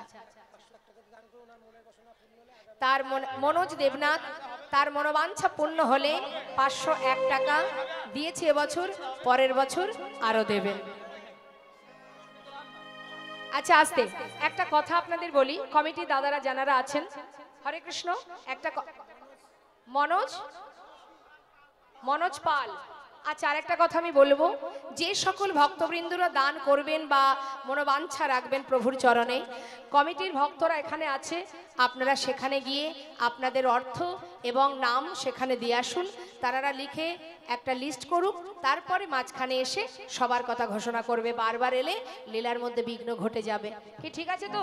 হ্যাঁ হ্যাঁ, আপনাদের কাছে সবকিছু দিক বা আপনাদের কাছে বলে দিক, আপনার নামটা নিয়ে একটা বড় করে ফর্দ করে তবে নিয়ে আসুন, তাহলে ভালো হবে। হরি হরি। যা রাধে। আস্তে আস্তে আসরটা নষ্ট হয়ে যাবে, আপনারা বসুন মা, বসুন বসুন বসুন, আসুন সবাই বসুন। আমরা খুব চঞ্চল তো, সবাই চঞ্চল, একটু তো একটু এদিক ওদিকে হলেই বিপদ। তা যাই হোক, আমরা লীলার মধ্যে থাকি। এবার কি হয়েছে মা? বললেন তুমি যজ্ঞ করো, আর যজ্ঞে ত্রিভুবন নিমন্ত্রণ করতে হবে। এই কথা শুনে, আহা, নারদের কথা শুনে কহে দেবে চিন্তামণি, নিমন্ত্রণের ভার কেবা লবে। তাহা শুনি মোহন কয়, চিন্তা কেন দয়াময়, দেবর্ষিরে ভার দাও এবে, নিমন্ত্রণের দায়িত্বটা দেবর্ষিকে দিয়ে দাও। মুনি ঋষি, আহা, দেবর্ষি নারদ, তার উপরে দায়িত্ব দিয়ে দাও, সে ত্রিভুবন নিমন্ত্রণ করে আসবে। এবার নিমন্ত্রণের দায়িত্বটা দেবর্ষিকে দিয়ে গোবিন্দ আমার প্রভাস নদীর তীরে যজ্ঞাগার তৈরি করলেন বিশ্বকর্মাকে স্মরণ করে। আর দেবর্ষি নারদ স্বর্গমর্ত পাতাল নিমন্ত্রণ সেরে এবার অবশেষে যাচ্ছেন বৃন্দাবনে। কিন্তু যাবার আগে যখন নিমন্ত্রণ করে নিমন্ত্রণের পত্র দিয়েছে মা, বৃন্দাবনবাসীর জন্য পত্র লেখেনি। তাই বলরাম বলেছিল, ভাই সব জায়গায় নিমন্ত্রণ করলি, কিন্তু বৃন্দাবনের জন্য নিমন্ত্রণ পত্র লিখবি না? বলরামের কথা শুনে গোবিন্দ বলেছিল, দাদা সবাইকে নিমন্ত্রণ করলে আসবে, কিন্তু বিনা নিমন্ত্রণে যে আসে সেই হচ্ছে প্রকৃত আপনজন, ভালোবাসার জন। তাই আমি পত্র লিখিনি। তুমি বলছো যখন, আমি মায়ের জন্য পত্র লিখব। তাই মাতা পিতার জন্য পত্র লিখে দেবর্ষির হাতে দিলেন মা। দেবর্ষি নারদ সেই পত্র নিয়ে সবাইকে নিমন্ত্রণ করে অবশেষে এলেন বৃন্দাবনে। বৃন্দাবনে এসে মা যশোমতীকে খবর দিল। এদিকে শ্রীমতী রাধারানী আমার, তিনি ক্ষণে চৈতন্য ক্ষণে অচৈতন্য, সখীরা সবাই চিৎকার করে ডাকছে, রাধে ওরে বিশ্বভানু রাজনন্দিনী, রাধে রাধে রাধে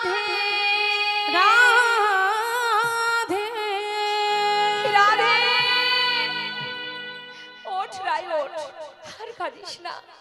ওই দেখ দেবর্ষী এসেছে দ্বারকা থেকে, সে কেমন আছে, তোর বধূ কেমন আছে সে খবর এনেছে। চল একবার গিয়ে আমরা সবাই জেনে আসি তোর বধূ কেমন আছে। শ্রীমতী রাধারানী বলছে, দেবর্ষী দেবর্ষী আমার বধূ কেমন আছে? তুমি দ্বারকা থেকে এসেছো তাই না, বলো না সে কেমন আছে।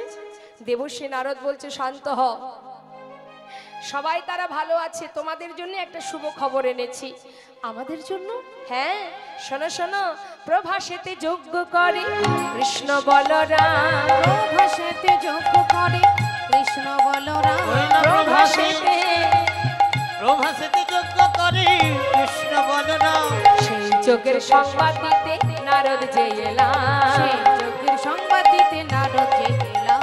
যাও যাও প্রভাসের তীরে যাও, যাও যাও প্রভাসের তীরে তোমরা যাও যাও প্রভাসের তীরে যাও। যাও যাও প্রভাসের তীরে না না যাও। আর বিলম্ব করো না গো, যাও যাও প্রভাসের তীরে যাও। আর বিলম্ব করো না গো, যাও যাও প্রভাসের তীরে আমি যাও। সেই যজ্ঞে সংবাদ দিতে নারদ যে এলাম। সেই যজ্ঞের সংবাদ দিতে নারদ যে এলাম। যেই না যজ্ঞের খবর পেয়েছে মা, যজ্ঞের বার্তা পেয়ে রাধারানী আমার কারোর কথা চিন্তা না করে মাথায় বধূর জন্য পসরা সাজিয়ে সখীদের সাথে করে নিয়ে ঘর থেকে যেই না বাইরে পা রেখেছে মা, হরিব কোথায় ছিল কুটিলা। আহা, যেই না মাথায় পসরা নিয়ে বেরিয়েছে সঙ্গে সঙ্গে কুটিলা এসে দাঁড়ালেন সামনে। তখন কুটিলা কহে, কুটিলে ওই রাখালেতে মন সপিলে, কুটিলা কহে, কুটিলে রাখালেতে মন সপিলে, চিরকাল তোর কলঙ্ক গেল ও না। ওলো রাধিল চিরকাল তোর, ওলো রাধিল চিরকাল তোর, ওলো রাধিল চিরকাল তোর, ওলো রাধিল চিরকাল তোর, কলঙ্ক গেল ও না। ছি ছি ছি ছি। হ্যাঁ রে বউ, অসময়ে স্বামী ছেড়ে পরপুরুষের কাছে যাচ্ছিস। হ্যাঁ রে, লাজের মাথা খেয়েছিস, কুলের মুখে কালি দিয়ে। হ্যাঁ রে, কোথায় যাচ্ছিস? শোন, এইখানে দাঁড়িয়ে থাক। আমি কুটিলা, তুই যেখানেই যাস না কেন আজ আমি তোকে যেতে দেব না। বল কোথায় যাচ্ছিস? রাধারানী কোনো কথাই বলছে না মা। যত কথা রাধারানী বলছে না তত কুটিলার রাগ বেশি হয়ে যাচ্ছে। রাধারানী কথা বলছে না বলে তার আরো বেশি রাগ হচ্ছে। হ্যাঁ, তখন কুটিলা বলছে, তুই এইখানে দাঁড়িয়ে থাক, আমি চললাম দাদাকে ডাকতে। শ্রীমতী রাধারানী বললেন, যাও ননদিনী, তুমি আমার স্বামীকে ডেকে নিয়ে এসো, যাও, আমি এইখানেই রইব, এইখানে দাঁড়িয়ে আছি। শ্রীমতী রাধারানী কথা মতো কুটিলা যাচ্ছে দাদাকে ডাকতে। এখন আয়ান পূজায় রত, ভবানী মায়ের পূজায় ব্যস্ত, শ্যামা মায়ের পূজা করছে। এমন সময় কুটিলা গিয়ে উপস্থিত। দাদা, ও দাদা, এদিকে এসো, এদিকে এসো। সারাদিন তো মায়ের পূজা নিয়ে থাকো, বাড়িতে কি হচ্ছে না হচ্ছে একটু দেখাশোনা করবে না? এই যে তোমার বউ গো, তোমার বউ তোমার কোলে কালি দিয়ে ওই কেলে ছোড়ার কাছে যাচ্ছে। পারবো না মানে পথের মাঝে দাঁড় করিয়ে রেখেছি, এক্ষুনি চলো আমার সঙ্গে। আয়ান বলছে, দেখ কুটিলা, প্রতিদিন তুই ওই বৌদির নামে নালিশ করিস, শুনতে শুনতে আমার অধৈর্য হয়ে গেছে।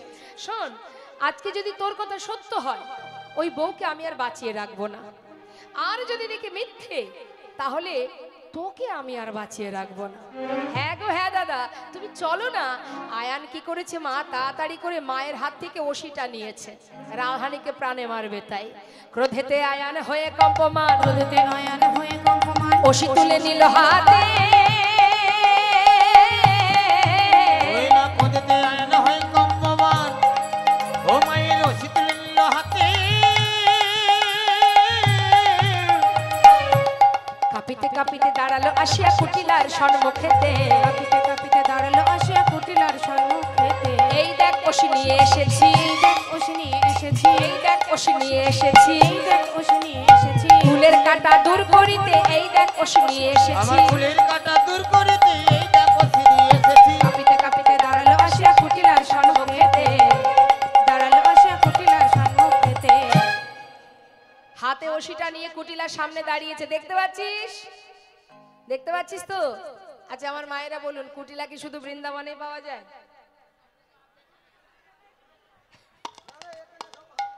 যে অন্যের ভালো সইতে পারে না সেই তো কুটিলা। সব জায়গায় আছে এগুলো, তাই না? ঘরে ঘরে আছে। এখন কুটিলা তাড়াতাড়ি করে দাদার হাত ধরে যাচ্ছে। এখন আয়ান কুটিলার কথা মতো যেই না রাধারানীর সামনে এসেছে, রাধারানী পসরা নিয়ে দাঁড়িয়ে আছে পথের মাঝখানে। তাই না দেখে আয়ান বলছে, ছি ছি ছি ছি ছি, নিজের স্বামী ছেড়ে পরপুরুষের কাছে যাচ্ছিস? নিজপতি তেজি পরপতি ভজি, নিজপতি তেজি পরপতি ভজি, নিজপতি তেজি পরপতি ভজি, ভজি রাখালো সনে, নিজপতি তেজি পরপতি ভজি, ভজি রাখাল সনে। তোর হলো পূর্ণকাল ঘুচাবো জঞ্জালেই ছিল তোর কপালে, হলো পূর্ণকাল ঘুচাবো জঞ্জালেই ছিল তোর কপালে। রাধে তোর প্রাণ নাশিব, রাধে তোর প্রাণ নাশিব, ফুলের কাঁটা দূর করিব, রাধে তোর প্রাণ নাশিব, আমার ফুলের কাঁটা দূর করিব, রাধে তোর প্রাণ নাশিব। হলো পূর্ণকাল ঘুচাবো জঞ্জালেই ছিল তোর কপালে। হলো পূর্ণকাল ঘটাবো জঞ্জালে ছিল কপালে। আর তোকে বাঁচিয়ে রাখবো না, পাপের ভান্ডার পুড়ে গেছে, তোকে প্রাণে মেরে মানে মায়ের চরণে বলি দিয়ে তারপরে ঘরে যাব। এই বলে যেই না আয়ান ওষি তুলতে যাবে, তার আগেই শ্রীমতী রাধারানী আমার মনে মনে ভাবলেন আয়ানকে পুরাবের কথা মনে করাতে হবে। তাই যোগমায়াকে স্মরণ করে তিনি কি করলেন, তাড়াতাড়ি করে কালী মূরতি হয়ে দাঁড়ালেন। শ্রীমতী রাধারানী নবকদম্বিনী যিনি রসের পরিপাটি, নবকদম্বিনী যিনি রসের পরিপাটি, নবকদম্বিনী যিনি রসের পরিপাটি, নীল শাড়ি খসাইয়া পরায় অরুন্ধতী, নীল শাড়ি খসাইয়া পরায় অরুন্ধতী, কালী মূরতি হয়ে রাহে দাঁড়াইল। কালী হৃদয় গৌর হরি হরি হরি বল। দাঁড়াইল, কালী মূরতি হয়ে হয়ে রায় দাঁড়াইল, কালিয়া মূরতি ধরে রায় দাঁড়াইল। ছুটে গিয়ে রাধারানীর চরণ ধরিল, ছুটে গিয়ে রাধারানীর চরণ ধরিল, ক্ষমা করো রায়, ক্ষমা করো না, বলে ক্ষমা করো বলে রায়, ক্ষমা করো না। আমি ওই চরণের অপরাধী, ক্ষমা করো রায়। ওই চরণের অপরাধী, ক্ষমা করো রায়। ছুটে গিয়ে রাধারানীর চরণে পড়িল, ছুটে গিয়ে রাধারানীর চরণ ধরিল। শ্রীমতী রাধারানী বললেন, মনে করে দেখ তুই কে ছিলি আর আমি কে ছিলাম। তুই ছিলি সুতাপারিষি, সাধনা করেছিলি বিষ্ণুর কাছে যে তোমার বামে যে লক্ষ্মী তাকে আমি আমার পত্নী রূপে পেতে চাই। ভগবান করুণাময় বাঞ্ছা কল্পতরু তোর মনোবাঞ্ছা পূর্ণ করেছিল। আমি বলেছিলাম ওরে সুতাপা, জগতে এত কিছু থাকতে যখন তুই আমাকে পত্নী রূপে চাস, আমি তোর ঘরের ঘরণী হব, কিন্তু তুই হবি নপংস। নিতাই গৌর হরি বল। আয়ান কিন্তু মাতৃজ্ঞানে ভালোবাসতেন রাধারানীকে। সেই আয়ানের হলো চৈতন্য। চৈতন্য হওয়া মাত্রই রাধারানীর চরণ ধরে বললেন, আমায় ক্ষমা করে দাও হে ব্রজেশ্বরী, আমি বুঝতে পারিনি, আজ আমার ভুল ভেঙে গেছে। শুধু তোমার কাছে একটি নিবেদন, মৃত্যুকালে যেন তোমাদের যুগল দর্শন পায়নি। তাই গৌর হরিবল হরিবল। জটিলা কুটিলাও ঠিক তদ্রূপ একই কামনা করলেন রাধারানীর চরণে।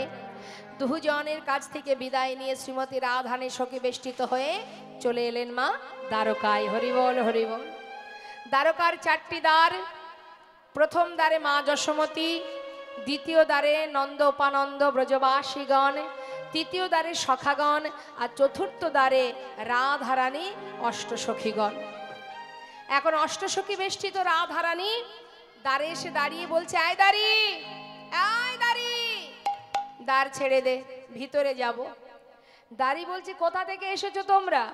এই বেশে ভিতরে যাওয়া যাবে না। ভিতরে প্রবেশ করতে গেলে স্নান করে এসো গঙ্গা থেকে, শুদ্ধ বসন পরে এসো।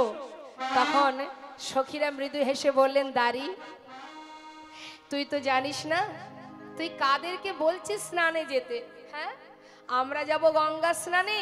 ছিছি বলতে লজ্জা হয়, বলতে লজ্জা হয়, ছিছি বলতে লজ্জা হয়, চিঠি বলতে লজ্জা হয়। ওরে যার চরণে গঙ্গার উদ্ভব সে ধরে রাধার পায়, ওই যার চরণে গঙ্গার উদ্ভব সে ধরে রাধার পায়। চিঠি বলতে লজ্জা হয়, আমাদের বলতে লজ্জা হয়, আমাদের বলতে লজ্জা হয়। কি বলছেন মা? ছি, ছি। বলছে যার চরণে গঙ্গার উদ্ভব সে ধরে রাধার পায়। আরে তোদের যে রাজা, যার চরণে গঙ্গার সৃষ্টি, সেই রাজা আমাদের রাধারানীর চরণ ধরে কুল পায় না, আর তুই বলছিস কিনা আমাদের গঙ্গা স্নানে যেতে? পথ ছেড়ে দে, ভেতরে যাব। শোন, বলগা যা তোর রাজারে, রাজগুরু এসেছে দ্বারে। বলগা যা তোর রাজারে, রাজগুরু এসেছে দ্বারে। পায়ে ধরে নিয়ে যেতে বল, ওহে দ্বারে। পায়ে ধরে নিয়ে যেতে বল, ওহে দ্বারে।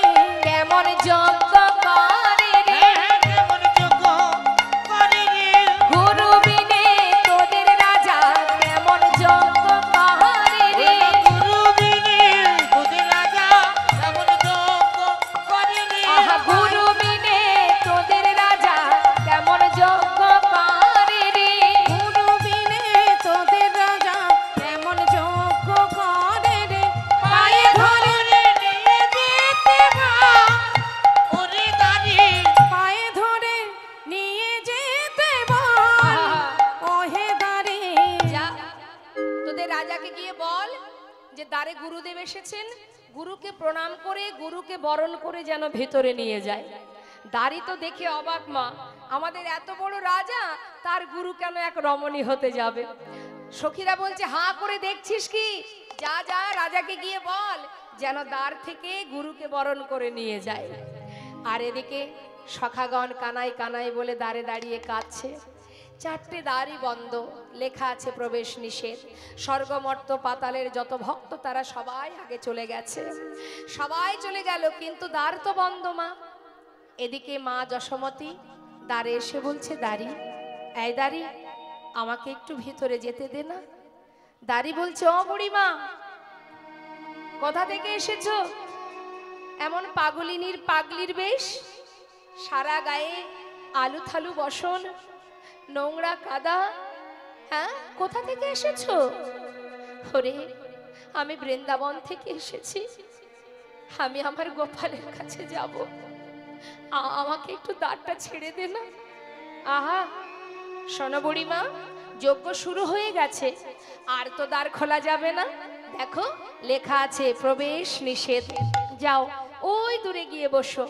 আমাদের রাজা তিনি কিন্তু বড় দয়ালু। তুমি যজ্ঞ শেষ হলে এই দ্বারে আসবে, মহারাজের কাছে যা চাইবে মহারাজ তোমাকে তাই দেবে। মা যশোমতী বলছে, ওরে, এ জগতে মায়ের সব থেকে মূল্যবান ধন হলো তার সন্তান। জানিস, আমি না কতদিন আমার গোপালকে দেখিনি, তাই বড় আশা করে ব্রজবাসীর কাছ থেকে একটু ক্ষীরননি মাখন এনেছি, আমার গোপালকে দেখব। কতদিন ননি খাইনি গোপাল, আমি নিজে হাতে খাইয়ে দেব। একবার দ্বার ছেড়ে দে। আহা, কেন বিরক্ত করছো? বললাম না এখন আর যাওয়া যাবে না। দেখ, আমি তোর পায়ে পড়ি, পায়ে ধরে দাঁড়িয়ে আমাকে ভেতরে যেতে দে। শোনো বুড়িমা, ভালোই ভালোই বলছি, আমার কথাটা শোনো। তুমি দূরে চলে যাও, ওই দূরে বসে থাকো, এইভাবে বারবার আমাকে জ্বালাতন করো না। আমি কিন্তু দেখতে পাচ্ছ আমার হাতে কি আছে, এই চাবুক দিয়ে কিন্তু আমি তোমাকে আঘাত করব। মা বলছে, দাঁড়িয়ে মারতে যদি চাস তবে মার, যত খুশি মার, তবে একটা বারের জন্য আমার গোপালের বদনটা দেখতে দে। আমি জানি না আর কতক্ষণ বাজবো, একবারের জন্য যেতে দে আমায়।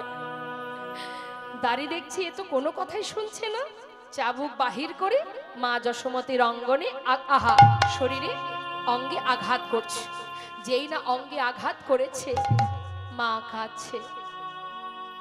সন্তানের জন্য মা পাগলিনীর ন্যায় ধুলায় গড়াগড়ি দিয়ে গোপাল গোপাল বলে কাঁদছে, আর এদিকে দাঁড়িয়ে আঘাত করছে। মা বলছে, গোপাল, ও গোপাল, একবার এসে দেখে যা বাবা, তোর দাঁড়িয়ে আমাকে মারছে, একটি বার তোর মুখটা আমায় দেখতে দে।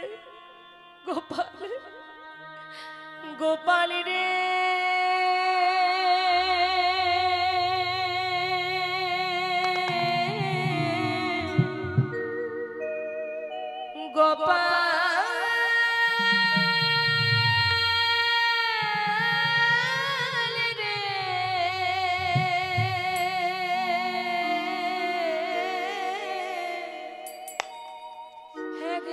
সারা দে গোপাল সারা দে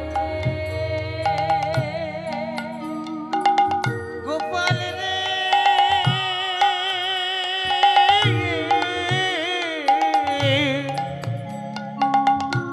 সারা দে গোপাল সারা দে গোপাল রে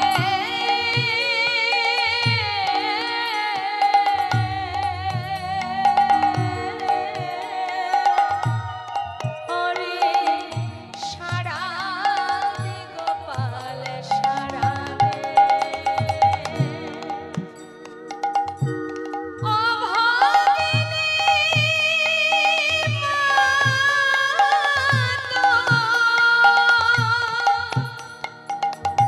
অভাগিনী মাতা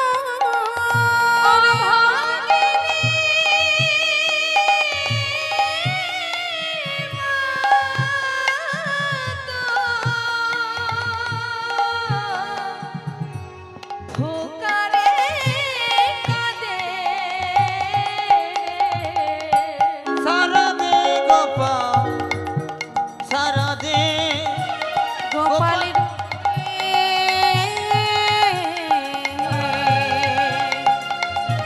সারা দে গোপাল সারা দে কাঙালিনী বলে দিবি না সারা নয়নের মনিরে তুই নয়ন হারা বাঙালিনী বলে কি তুই দিবি না সারা নয়নের মনিরে তুই নয়ন তারা ওরে কাঙালিনী বলে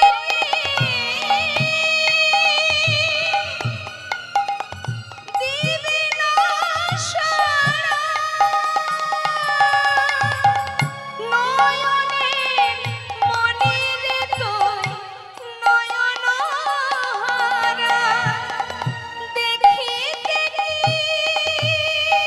পাইব দেখিতে কি পাইব সে নয়নে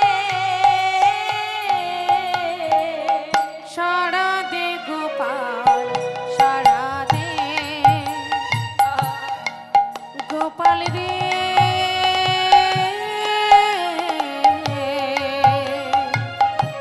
সারা দে গোপাল সারা দে যে বাঁশি বাজিয়েছিলে ওরে গোপাল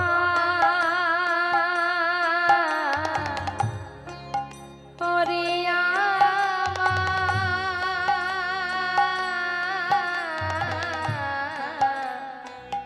আমার গোপাল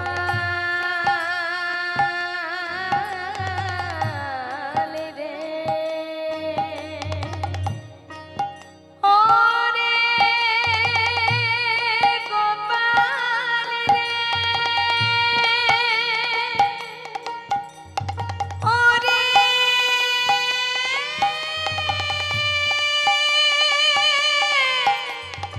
গোপাল রে ওরে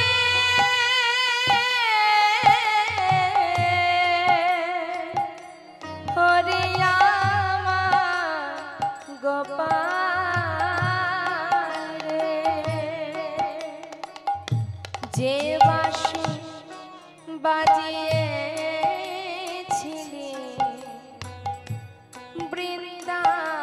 বৃন্দাবনে ওরে সে বাঁশি বাজাও আবার সবারে কানে তোর বিরহে কাঁদে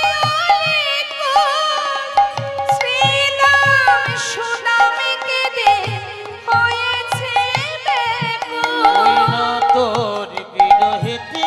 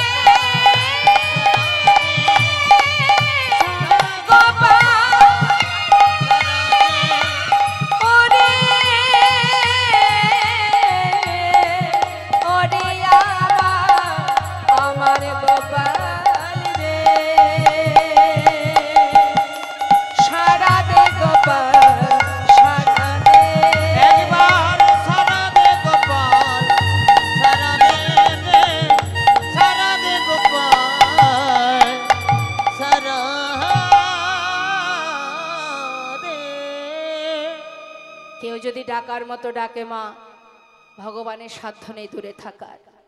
যজ্ঞাগারে যজ্ঞপূর্ণ আহুতি দেবার পর যখন জলের ঝাড়ি নিয়ে চারিপাশে ঘুরছে, হঠাৎ গোবিন্দ বললেন, দাদা আমার মা কাঁদছে আমার জন্য, দাঁড়িয়ে দাঁড়িয়ে তাকে প্রহার করছে। দাদা মা যে বারবার আমায় ডাকছে, আমাকে যেতে হবে দাদা। গোপাল একা নয়, মা কি করে এখানে আসবে, সে যে অনেক দূর। হ্যাঁ দাদা মা এসেছে, এবার আমায় যেতে হবে।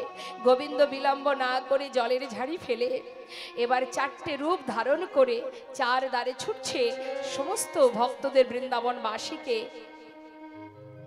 আনন্দ দেওয়ার জন্য। তো যাচ্ছে মা 4টে রূপ ধরে গোবিন্দ যাচ্ছে এক এক দ্বারে। যে দ্বারে সখারা আছে তারা কিভাবে দেখছে, নন্দ উপানন্দ কিভাবে দেখছে, আমরা শুনবো কি বলছে। বাঞ্ছা কল্পতরু ভগবান সকলে বাঞ্ছা পুরাবে বলে, কল্পতরু ভগবান সকলে বাঞ্ছা পুরাবে বলে, বাঞ্ছা কল্পতরু ভগবান সকলে সখ্য প্রেমে সখাগণ দেখিতে পাইল, সখ্য প্রেমে সখাগণ দেখিতে পাইল, ভাই কানাই বলে কাঁধে তুলে নিল। তাই গৌর হরি বল হরি বল। ওই না ভাই কানাই বলে কাঁধে তুলে নিল, ভাই কানাই বলে কাঁধে তুলে নিল। বাঞ্ছা কল্পতরু ভগবান সকলে বাঞ্ছা পুরাবে বলে, কল্পতরু ভগবান সকলে নন্দয় উপানন্দ দেখে দোয়ারে দাঁড়ায়ে, নন্দ উপানন্দ দেখে দুয়ারে দাঁড়ায়ে, প্রাণ গোবিন্দ আসে দুটি বাধা মাথায় লয়ে। প্রাণগোবিন্দ আসে দুটি বাধা মাথা লয়ে, প্রাণ গোবিন্দ আসে দুটি বাধা মাথায় লয়ে, প্রাণগোবিন্দ আসে দুটি বাধা মাথা আচ্ছা লয়ে, কল্পতরু ভগবান সকলে বাঞ্ছা পুরাবে বলে। বাঞ্ছা কল্পতরু ভগবান সকলে এবার কে দেখছে, মা যশোমতী গোপাল আসছে। বাৎসল্য ভাবেতে গেল মা যশোদার কোলে, বাৎসল্য ভাবেতে গেল মা যশোদার কোলে, ক্ষীর স্বর্ণ বনি দেয় গোপালের বদনে। ওই লক্ষ্মী স্বর্ণ গৌর হরি বল হরি বল।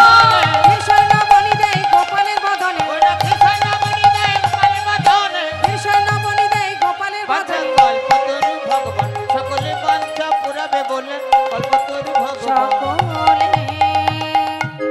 এখন মা পাগলিনীর বেশ, এমন পাগলিনী কাঙালিনীর কোলে যখন রাজা ভগবান কৃষ্ণ বসে ননী সেবা করছে, দ্বারকাবাসী দেখে সবার মাথায় হাত।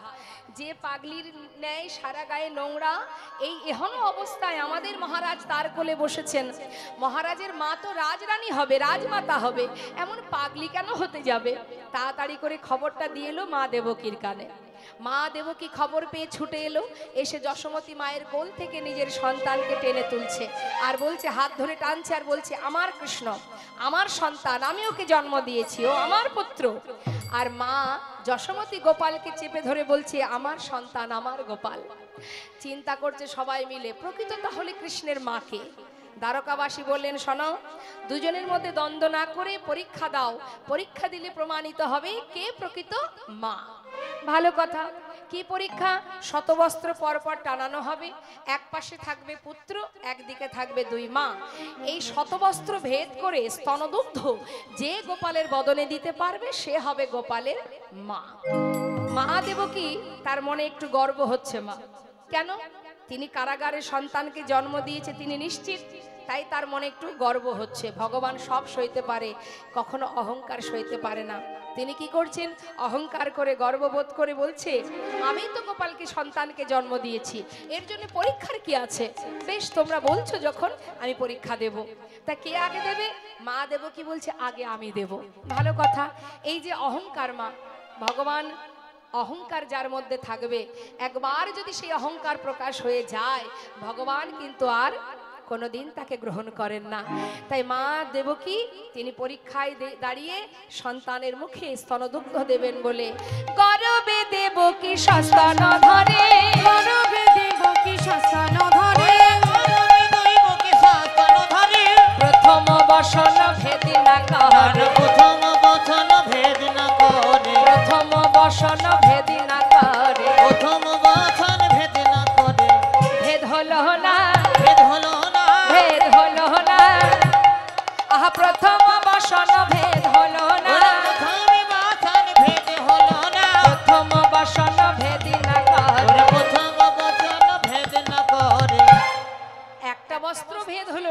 গোপালের বদনে পৌঁছাবে কি করে, শতবস্ত্র টানানো আছে।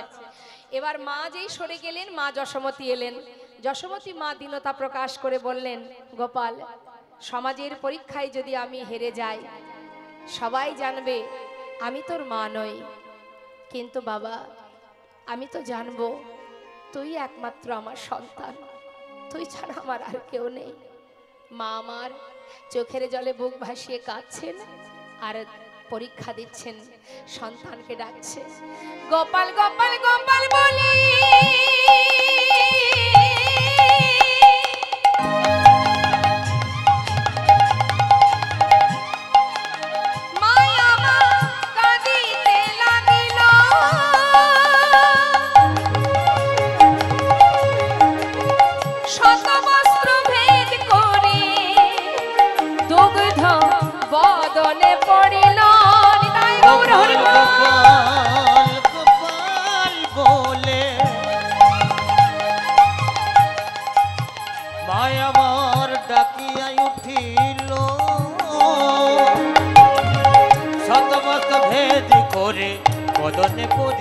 দেখো ভাষায় দিল, ভাষায় দিল, ভাষায় দিল, ভাষায় দিল, গোপালের বদন ভাষায় দিল, গোপালের বদন ভাষায় দিল, নয়ন নীরে দুগ্ধ ক্ষীরে গোপালের বদন ভাষায় দিল, নয়ন নীরে দুগ্ধ ক্ষীরে গোপালের বদন ভাষায় দিল, ওই শতবস্ত্র ভেদ করে বদনে পড়িল, শতবস্ত্র ভেদ করে দুগ্ধ বদনে পড়িল।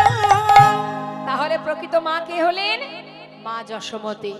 ইনি সেই ধরাসতী যিনি একটি স্তনের বিনিময়ে বৈষ্ণব সেবা দিয়েছিলেন।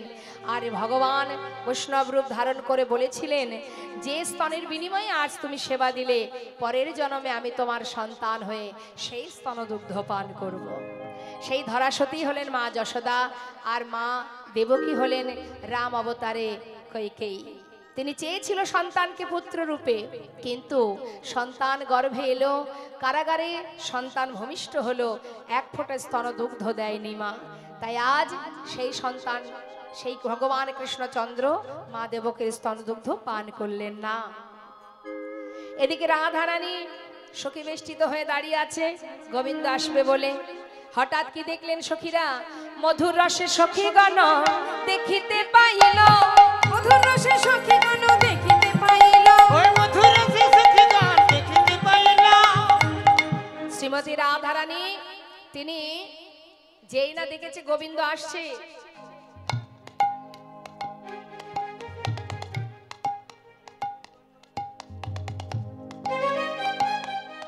রাধারানী আমার গোবিন্দকে আসতে দেখে তাড়াতাড়ি করে মুখটা ঘোরালেন। অভিমানে কমলিনী বদন ফিরাইল, অভিমানী কমলিনী বদন ফিরাইল, অভিমানী কমলিনী বদন ফিরাইল, অভিমানী কমলিনী বদন ফিরাইল। কল্পতরু ভগবান সকলে বাঞ্ছা পুরাবে বলে, কল্পতরু ভগবান সকলে। যেই না মুখটা ঘুরিয়ে দাঁড়িয়েছে মা, সখীরা বলছে, আয় রাধে, যার জন্য কষ্ট করে এলি তাকে দেখা মাত্রই মুখটা ঘোরালি কেন? শ্রীমতী রাধারানী বলেছেন, সখীরে, আমি তো কোনো রাজাকে ভালোবাসি নাই, আমি ভালোবেসেছিলাম এক রাখালকে, ওকে চলে যেতে বল, আমি কোনো রাজাকে চিনি না। গোবিন্দ দেরি না করে নিজে রাজবেশ খুলে দিয়ে রাখালের বেশ পরিধান করলেন, করে রাধারানীকে তাড়াতাড়ি করে তার মান ভাঙিয়ে নিজের বাম পাশে বসালেন। তরাতরি করে ধরে বসাইল বামে, তরতরি করে ধরে বসাইল বামে, নিজ বসনে মুছাইল রাই মুখ ঘামে, নিজ বসনে মুছাইল রাই মুখ ঘামে, নিজ বসনে মুছাইল রাই মুখ ঘামে, নিজ বসনে মুছাইল রাই মুখ ঘামে। আচ্ছা, কল্পতরু ভগবান পুরাবে বলে কল্পতরু ভগবান সকলে। নিজের বসন দিয়ে ভালো করে মুখটা মুছিয়ে দিলেন, রাধারানীর মুখের ঘাম মুছিয়ে দিয়ে এবার কি করলেন? ওই যে মা প্রভাস নদীর থেকে জল নিয়ে রাধারানী চরণ ধৌত করতে হবে, না হলে প্রভাস উদ্ধার হবে না। তাই কি করলেন? আনিয়া প্রভাসের জল চরণ ধোয়ালো, আনিয়া প্রভাসের জল চরণ ধোয়ালো, আনিয়া প্রভাসের জল চরণ ধোয়ালো।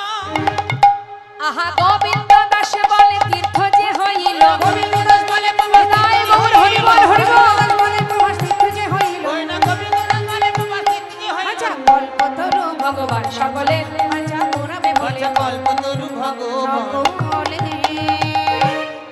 চরণ ধৌত হলো মা। এবার সখীরা কি করলেন, একটা ফুলের মালা রাধানি হাতে দিলেন। হ্যাঁ রে রায়, আর দেরি করিস না, আনিয়া মালতির মালা রায়ের করে দিল। আনিয়া মালতির মালা রায়ের করে দিল। আনিয়া মালতির মালা রায়ের করে দিল। নে নে বধূকে পরা, বধুর গলায় পরাইয়া বামে দাঁড়াইল।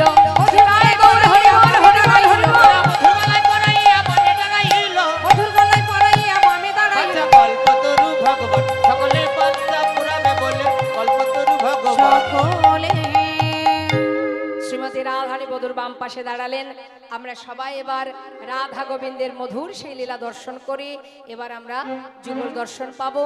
দেখতেই পাচ্ছেন রাধা গোবিন্দ যুগলে আছেন, আপনারা দর্শন করুন, নয়ন ভরে দেখে নিন মা, আর ভাগ্যে হয় কি না হয় এই যুগল মূর্তি যেন আমরা মৃত্যুকালে অন্তিম সময়ে যেন এই যুগল দর্শন পাই, এই কামনা নিয়ে সবাই দু চোখ ভরে দর্শন করুন। মহাজন বললেন দেখো দেখো লীলা, এবার আমরা বিশ্রাম রাখবো, সবাই মিলে আমরা যুগল হেরে যুগল গুণগান গাইব।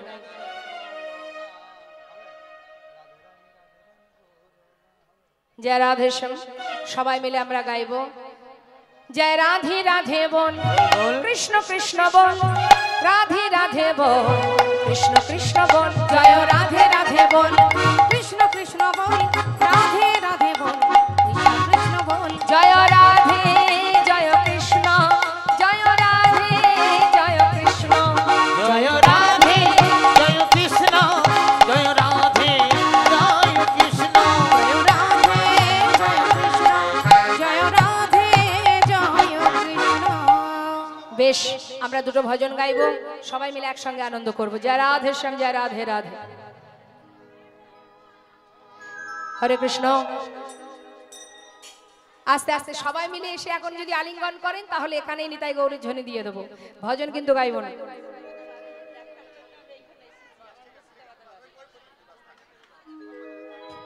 জয় রাধে শ্যাম।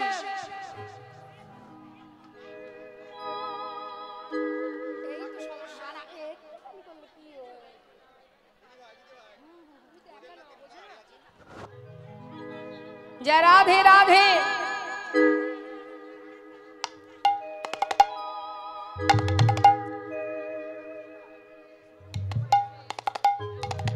जय राधे।